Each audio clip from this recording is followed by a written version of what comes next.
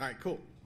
So take two. So I'm Surfer Dave. We're talking about pen testing off the grid and the Middle Pacific. It's just some of my experiences living in Hawaii on my father's farm with literally no running water, sewage, electricity, any of those things, and how it really applies to us. Like if you're doing penetration testing or any type of testing at all, like how do you actually do this with very limited resources?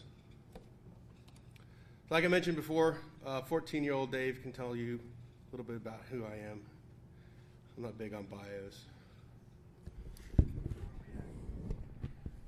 What are we doing? We're recording. Okay, my name is Gatekeeper. It's my alias name. I'm an anarchist. I don't know if you can hear that, but my alias is Gatekeeper when I was 14, and I'm an anarchist. So a little bit about me. This is actually building explosives in my mom's basement.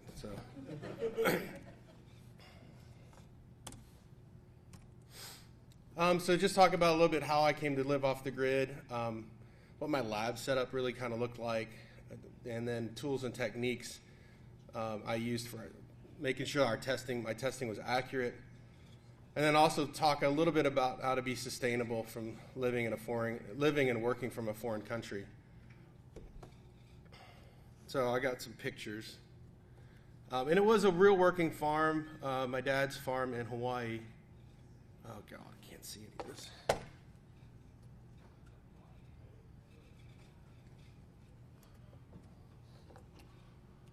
So picture time. So I didn't really want to do an actual technical talk, so we're going to look at pictures instead. So Hawaii is a very unique place to live. We grew a lot of different things. Amazingly, you find in the restaurants what you can't get on the mainland, or being shipped from the mainland over to Hawaii, becomes a really good crop. Beets, in this particular case, we grew beets for restaurants. They use it in coloring for different ice creams, and they use it pretty much across the island now that it's been introduced to Hawaii. Tomatoes do not grow in Hawaii for the most part unless they're that size. There's a specific insect. So you're looking at $5.99 for tomatoes per pound in Hawaii. So that was actually a good crop to have. And we had this in an enclosure that would keep that insect out.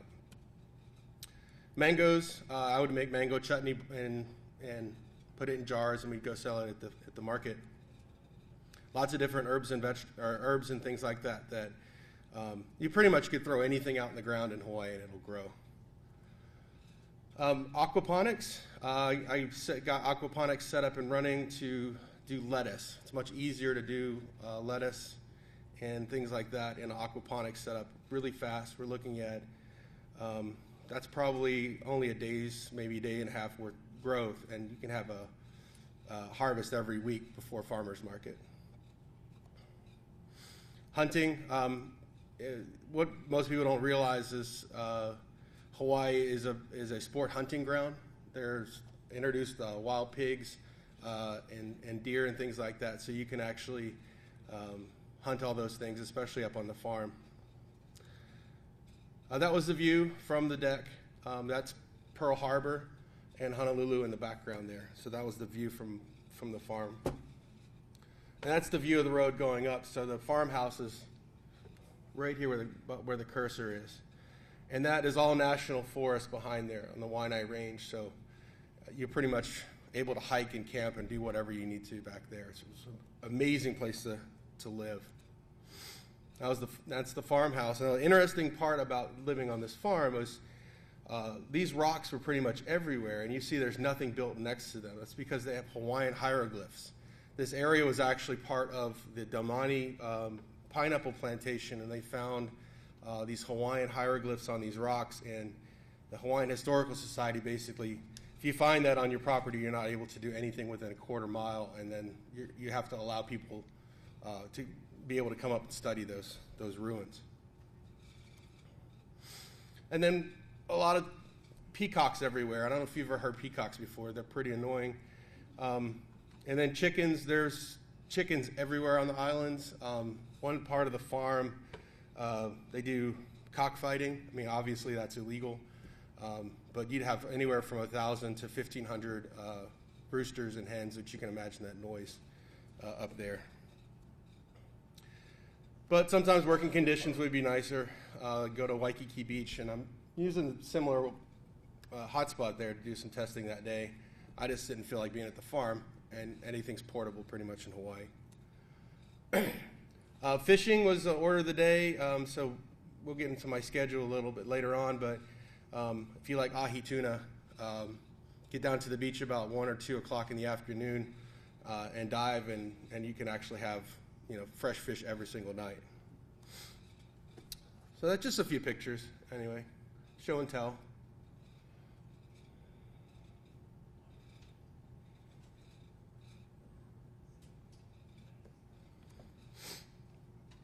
So basically my lab is very simple there.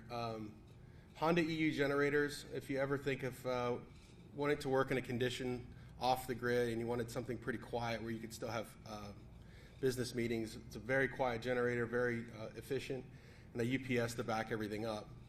Now in Hawaii, up until just recently, had one of the best implementations of WiMAX. So I was actually able to get about 7 meg. Now that doesn't sound like a lot, but compared to most other internet connections on the island, that was very quick. So I had a directional Yagi antenna with a high output modem using Clear Communications. Now Sprint bought Clear Communications, and because people were using all the data, they shut them down. So they're forcing people to get landline connections, which means I'd have to go to using something like T-Mobile now.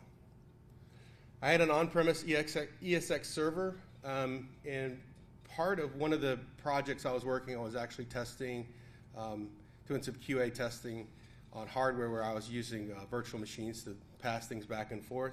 So that would only be used for lab and testing purposes, not really anything over the wire. And this laptop, basically, which 32 gig memory, and you can pretty much do everything inside the box itself. So you can imagine that testing via WiMAX, and I know actually from satellite services like Hughes and DirecTV that you're going to have crazy amounts of latency. You want to talk about an interpreter shell that just will not function whatsoever. Try doing it with something with that latency, especially over a satellite type of communication. So for me, the most important tool was using virtual private servers, VPSs. And there's some pricings there.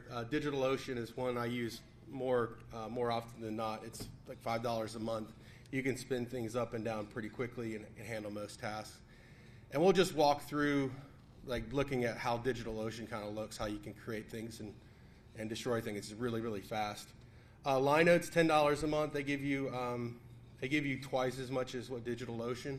I use DigitalOcean because it's more cost effective there, and you pretty much get what you need to get done there.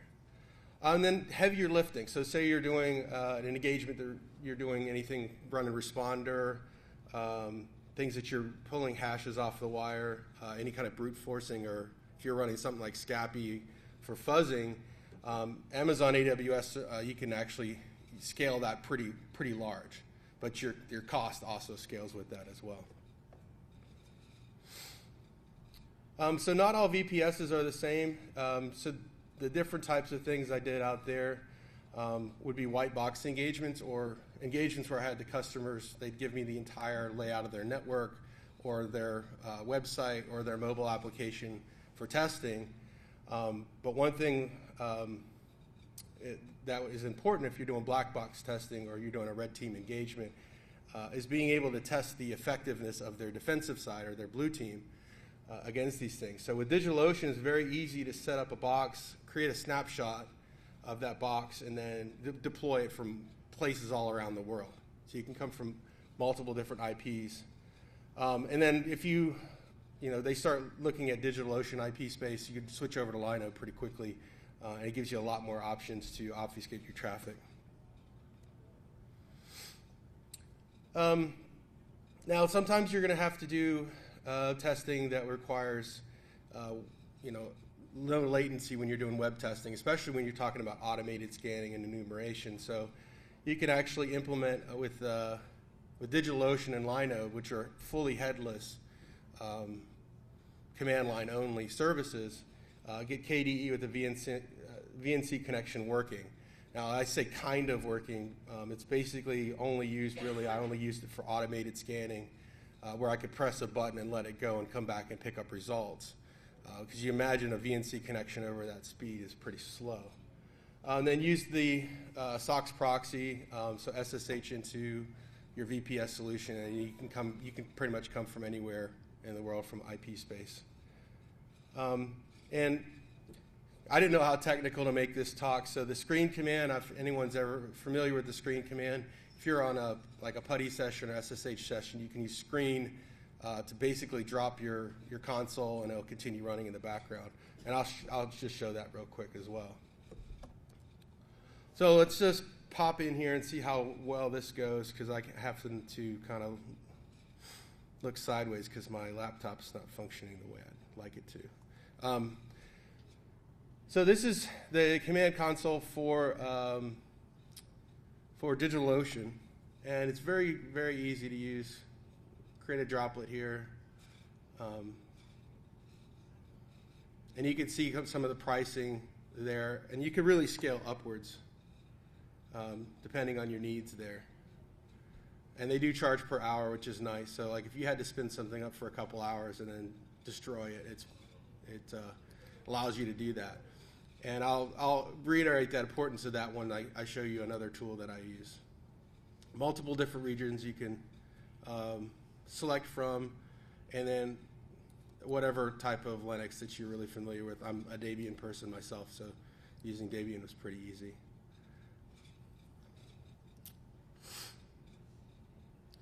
Now, is anyone familiar with Armitage? It's in the Kali distro. Anyone familiar with Cobalt Strike? Cobalt Strike is the granddaddy of Armitage, and Raphael Mudge just redesigned it. It was re-released at DerbyCon, version 3.0. The problem with Armitage, the fact that it wraps Nmap around it wraps Interpreter or Metasploit around it, all those different things, you have a problem with the Wassenaar kind of agreement that just was, if I'm not pronouncing that correctly, I'm not sure, but it's basically these types of tools cannot be exported to other countries. So Raphael basically took all that functionality out, rewrote how the way Cobalt Strike works. So, oh, that's going to be impossible to read. So I just want to fire that up and just show you briefly.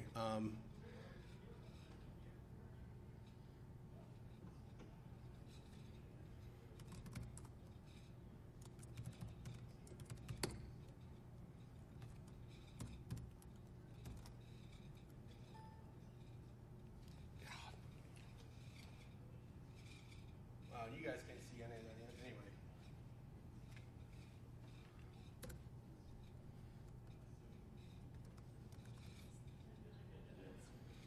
All right, so I'm in the Cobalt Strike directory, and then I'll just run the screen command.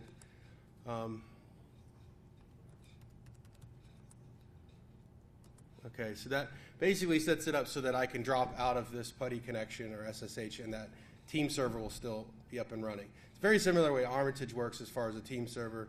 And Armitage works just fine. I just happen to have and pay for a copy of Cobalt Strike because it's much more for much more advanced red teaming exercises. So I'll launch. I can't even see.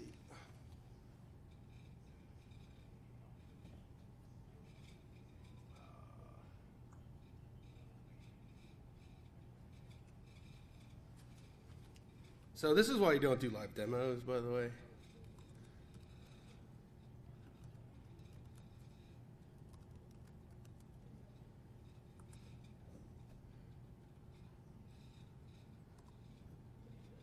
And yes, that is a legitimate password, so if anyone wants to hook up with their Cobalt Strike server, feel free. The beauty about using VPSs to do these types of things is that really quickly you can set them up and destroy them, and there's a secure scrub feature with Linode as well as DigitalOcean. So if you're using these for actual engagements, you're able to do the job, destroy the data, or retrieve the data that you need and destroy it really quickly. One note is to make sure you disclose that you're going to be using a third-party cloud service before you take on any of these projects. a lot of companies don't want you using something out of another country. All right, so that's spun up. There we go. Has DigitalOcean ever expressed any interest in wanting to be notified about running engagements from their infrastructure? The question is, has DigitalOcean ever wanted to be notified about engagements? Yes. I generally notify them if something's coming from an IP. For the most part, they won't say anything unless someone comes back to them and says, you know, there's this malicious attack coming from the IP space. And the one thing about DigitalOcean too is that if you have like 20 boxes, they give you a limit. If you call them up and say, hey, I'm doing penetration testing, they're like, all right, we'll give you 100 more, the capability to do 100 more boxes. So they don't really check a lot of that stuff. And they don't have any sort of form or nothing? There's no form or anything. Just call them courtesy and they're cool with it? Yep. Yep. An email. The same with Linode and Daemon VPS. Amazon, What was the third one? Daemon VPS. Similar pricing to DigitalOcean as far as how that runs. I've been using DigitalOcean, and the snapshot feature is really, really good. So Cobalt Strike, the cool thing about Cobalt Strike is, and using DigitalOcean is I can set up 20 different IPs or 20 different boxes with the same snapshot, run Cobalt Strike Team Server, and it has a feature called a beacon. The beacon is malleable so that it can. There. Oh, here we go. Thank you, sir. I read my mind. So it's malleable so that when you're doing anything that's testing really the blue team's capability for detection, it can send out at random intervals small pieces of data. So you might have a half meg go to Singapore, another half meg go somewhere in New York. So you're really hammering down. And unfortunately, the blue team where I work now says it's completely unfair because there's no way we could possibly detect it. And I'm like, sorry, I'm a red teamer. I don't know how to fix that for you.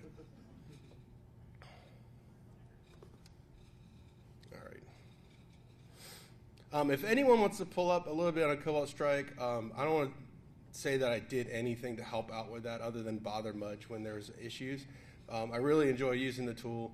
I think it's underutilized in a lot of bigger organizations.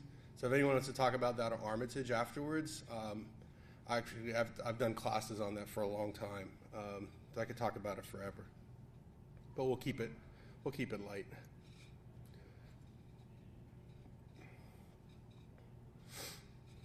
Okay. So some of the other implications for living off the grid in another nation. Hawaii is another country, whether or not they call themselves a state. I lived in Texas as well, and you can't tell them that they're part of the United States. It's the Republic of Texas. But in Texas, they allow lots of guns, and they'll shoot you. Or in Hawaii, it's pretty impossible to even get there's no such thing as concealed carry. It takes about 8 days to actually get your gun registered. They're pretty conservative or liberal about their gun laws. Another factor that you really have to take in, and this goes for any nation, is the time zone difference. And it's 10 hours behind Greenwich Mean Time. So like if you're wanting to start work on the East Coast time, you have something to present. Getting up at 2 o'clock to get the generator up, internet stable. If you have an ESX server that you need to get running so that you can make an 8 o'clock meeting, it's pretty tough. And it's interesting that many people start their work days like this in Hawaii. It's very common for people to live by the sun. My sister gets up at 3:30. She starts working at 5, done pretty early. So the cool thing about that is that once I'm done around noon, I can have the rest of the day to go to the beach, surf or dive or whatever, something like that. Yeah, so you're finished work around noon, which is really nice. But generally speaking, a lot of people are in bed by 8, which is kind of different from anything here on the mainland. So how does this apply to us, right? Like, I live in Charlotte now I work for a big organization there. Where do you want to work? Like, I work in a cube farm, like part of the time. I still actually have to work off that because where I'm at, I'm supposed to be attacking the outside of the network, but I'm sitting inside. So my boss will be here later, and you can ask him why we're still inside. He'll be giving the last presentation in this room. He doesn't know either. So where do you want to be? I imagine myself in another foreign country. Hawaii is very expensive, very difficult place to live at times, and I was thinking, like, I've got a cousin that runs his entire animation studio out of the Dominican Republic, and I mean his house is paid like $800 a month, and he's got like a live-in person that does all the cooking for them and like everything else. So like that sounds like a lot better to me. So just depending on where you want to work, you can take some of these things away. And I mean, anyone that's doing any pen testing and red teaming really can tell you more about using VPSs to kind of host those things, because you don't want your IP at home attacking the internet. Like, you know, oops, I mass scanned the internet and now I don't have internet because they've shut me down type things. That's a true story. Anyone familiar with Soldier of Fortran, the guy that's mainframe 767? He tells that story in his talk. I work with him now, and basically he was on the internet for like 4 days after clearing out some legal things after mass scanning the entire internet. So why move back? I mean, obviously I'm not in Hawaii anymore. It's hard work. I mean, it's manual labor, not only doing your normal day-to-day life, what you would think is pretty simple. You get up and go to the bathroom in the morning. You have lights. You have running water. Like we had porta-johns and composting toilets. You wanted to take a shower. You went and got rain catchment water, heated it up. So it was very much, a difficult thing. And basically, like, I was lazy, really. I mean, I've missed all the first world problems everyone has. Like, oh, the power's out. Now I can't finish playing Fallout 4 this afternoon or something like that.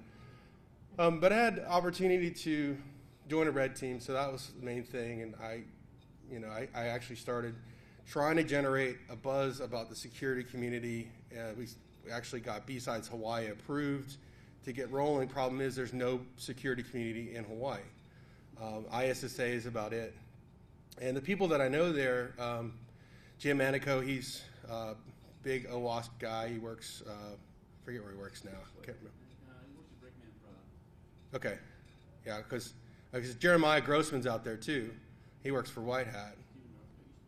Yeah, so the people that are out there that do security, they have to travel to get away from there. I met a guy a couple weeks ago, and he's like, yeah, we were just trading stories about him. I'm like, well, what do you do for work? He's like, I travel.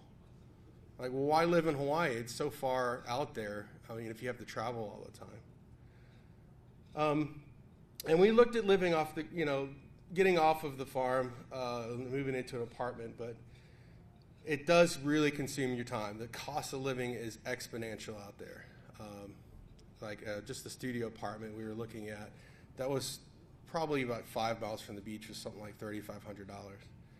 A lot of people work 2 jobs and they live with their entire family. Like, it's not uncommon for an entire family, like multiple generations, to be living in the same house in Hawaii. And I always would say, came back here because I had this opportunity, but you can't eat paradise. I just didn't have any money really just doing this remote stuff, at least not enough to really enjoy myself out in Hawaii. So I asked my wife when I was, getting this talk set up, what the pros and cons for her were. It was amazing to have access to the ocean and mountains at the same time, and it's literally year-long activities. And one of the downfalls of year-long activities of being outside with hardly any clothes on is that you have to keep a nice body, which I obviously have let go after leaving there. So there's all kinds of stuff to do around, very much an outdoors place. Some of the cons: anytime you had to get anywhere, the traffic it's the second worst in the U.S. behind L.A. One accident can block things. My mom actually had. One of the Army guys took a crane down the road. He knocked down one of the supports on one of the bridges. It took her 14 hours to get 20 miles around that. There's just no other roads to get around there. So traffic can be a nightmare, and a single accident can ruin your entire evening. So like getting onto the other side, it should take an hour. Sometimes it would take 3. And you have all these military people around on the island too. So you have a lot of foreign drivers that aren't used to what we call island time over there, where everyone's driving really slow, 45 miles an hour. The military's not used to driving that speed, so rush hour ended up being a nightmare. And I mentioned the prices before. We found a single lemon one time. We were wanting to make Mexican. Like, if you like Mexican food, you're not going to find it in Hawaii unless you want it canned or something like that. But like a single lemon was $2. I was like, what? So pretty bad. And the last one there, cane spiders. I was trying to find the picture of that, but on the outhouse, the cane spider is about this big. And if you're in the fields where the sugar cane's growing, they can be like this big. If you drive in Kauai, they'll jump across the road in front of your car. And so we were living on a farmhouse without really any kind of, it wasn't sealed or anything like that. We didn't have any AC or anything, so you'd wake up with cane spiders on your bed or something like that. My wife was not too happy about it. I wasn't either, but so this is my wife's notes on that. And I mentioned before, trying to start a consulting business. The ISSA meetings, I mentioned giving a talk off of a Nexus device. The guy from, I think he got a trip to Hawaii to speak at the ISSA meeting. He didn't show up at the ISSA meeting. And the guy's like, anyone have a talk that they can give? And I'm like, sure. Here's how to break Microsoft Great Plains via SQL. And everyone's like, I had no idea that was even a thing. Because all the talks there are about vendor talks and things like that. And, they work remote. There's a ton of travel to have to deal with. So visiting Hawaii, I totally recommend visiting Hawaii. And I'm talking mainly about Oahu. Oahu is the business center of Hawaii. Unless you want to be surrounded by Japanese and Filipino tourists, don't stay in Waikiki. There's some better places that I could go into that. And understand that there is a rich, proud culture alive and well in Hawaii. The Royal Nation of Hawaii just took over the Kapiolani Palace like a couple months ago. They'll go and try and do a coup every so often. And the police are like, oh, let them go live in the palace for a couple days and we'll go kick them back out again. It's almost comical. Not to them, but to everyone watching the news. I learned a few phrases in Pidgin. Hawaiian Pidgin is a mix of all kinds of different languages together. It's spoken on a daily basis, Japanese and Filipino, a few phrases there will get you past all the different tourists. A lot of Filipino people there, especially on the side of the island I was. And my dad loves to have people come visit him at the farm. And he is one of the few native Hawaiian speakers left, knows all the history and stuff. So if you want like the actual Hawaiian experience, he loves to do it. He was a tour guide for many years. That's basically all I have. Thanks, I appreciate it. If anyone has any questions. I got a question. Sure. So what was your monthly expenditure for having to do all like Wi-Fi hotspots, things like that, when you were trying to run a business? So what was my monthly expenditure for doing all of those different types of things? So a lot of times I'd bill back to clients. The WiMAX stuff was right around $100 a month. VPS usually ran around $200 a month. So it wasn't super expensive to run all that stuff. And to this day, I still use the same techniques because of, being able to obfuscate where I come from. So I continue to use those things in my day-to-day job. Yes? My question is about WiMAX. How many of the M channels do WiMAX appliance supported the Huawei one? I have no idea, to be honest with you. WiMAX, like the implementation, kind of died out. Hawaii was the last holdout for WiMAX, and it's kind of gone away. So, yeah, I'm not sure. All I know is that the majority of the people I knew, they wouldn't get like Time Warner because it was like twice as expensive, and they would all use WiMAX. So I think that's why Sprint, when they came in and bought them, they're like, nope, we're going to throttle everyone back down. You guys are using too much internet. Whereas the internet goes right through like Oahu. It comes in Pearl Harbor side and it goes out through the North Shore. Like, okay, we're right on the pipeline. Also, that's why NSA's big facilities are in Wahiawa as well as Honolulu. Like all the data goes straight through there for Asia. Any other questions? All right, mahalo and aloha. Thank you very much.